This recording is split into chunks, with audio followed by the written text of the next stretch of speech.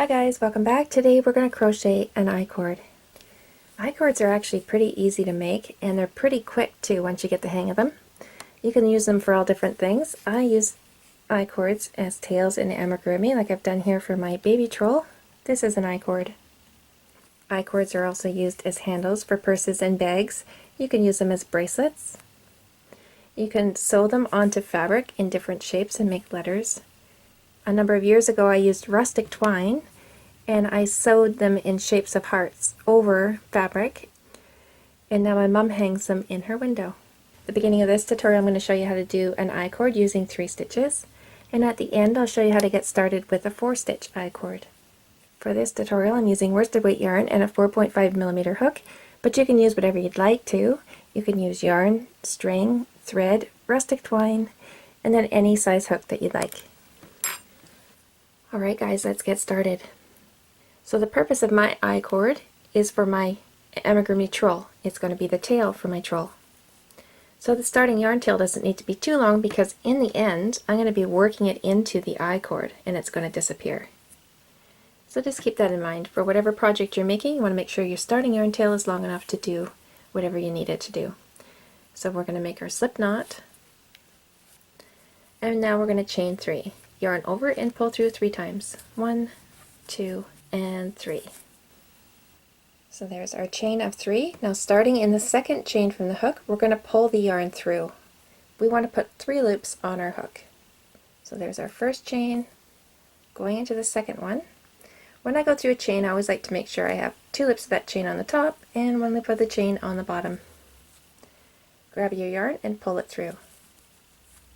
Leave that loop on your hook and now go into the last chain, pull the yarn through. Now you have 3 loops on your hook. This is the start of our I-cord. Now we're going to drop off the first 2 loops and we're going to hang on to them. Now we yarn over and pull through the first loop,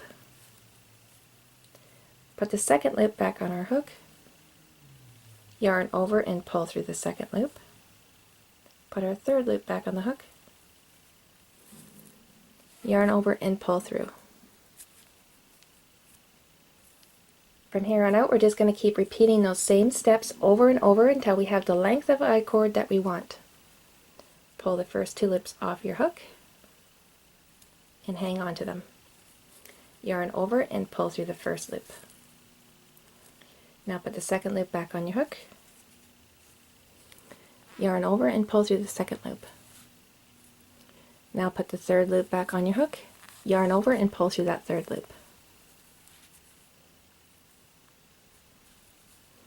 Pull the first 2 loops off your hook, yarn over, pull the yarn through the first loop,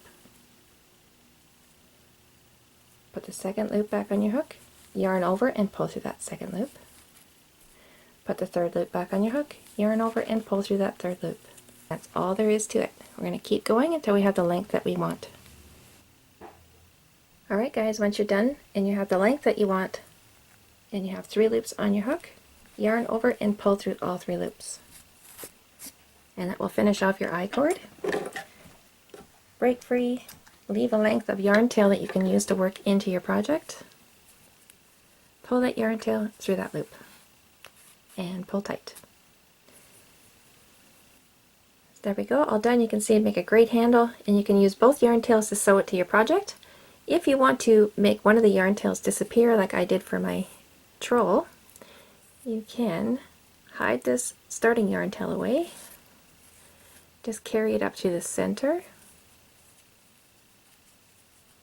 Bring it out anywhere. Now I'm going to knot it off. I'm just going to pick one of those loops inside the I-cord. Don't go on the outside because it does kind of alter the shape a little bit. You'll see a little bump there. Now I'm going to go through that loop before I pull it tight. There we go. So you can see the little knot inside there. Now I'm going to carry it back down through the center and out through the end. And now I can cut it free. So there we go. We have our completed I-cord. Now if you wanted to do a 4-sided one, which comes up actually quite a bit thicker than the 3-sided I-cord, it's pretty easy. It's done the exact same way. The only difference is you start with a chain of 4. So I'm not going to repeat it all over again, I'm just going to show you how to get it started. So make your slip knot and then chain 4. And then starting in the second chain from the hook, there's the first one. We're going to start in the second one. We're going to pull yarn through all 3 chains,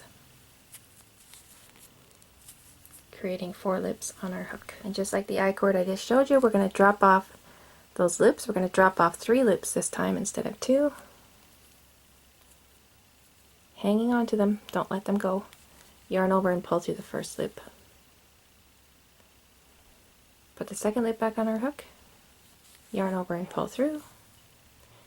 Put our third loop back on our hook, yarn over and pull through, and put the last loop on our hook and pull through. And there you go, and then you just keep repeating until you have the length that you want. So that brings us to the end of this video, guys. I hope you found that helpful in getting your I-cords made. Thanks so much for watching. We'll see you soon.